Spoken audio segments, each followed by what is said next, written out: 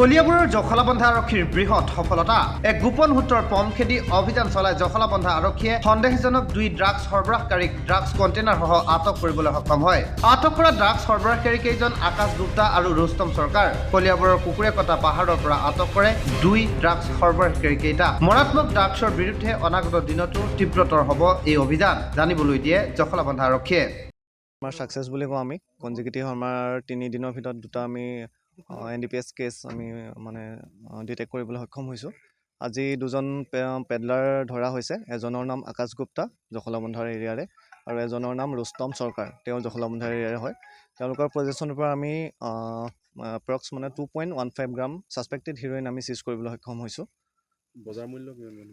বজাৰ মূল্য এতিয়ালৈকে প্ৰেডিক্ট কৰিব পৰা হোৱা নাই, বাট দেখিব পোৱা গৈছে কলিয়াবৰত যথেষ্ট ড্ৰাগছ এতিয়া আসক্ত হৈ আছে। আপোনালোকে এইদৰে চাগে অভিযান নিশ্চয় নিশ্চয় আমাৰ অভিযান এইটো অব্যাহত থাকিব। এইটো আমাৰ কনজিকিউটিভ ছেকেণ্ড হয় 3 দিনৰ ভিতৰত আমি এনেকৈ আৰু কৰি থাকিম।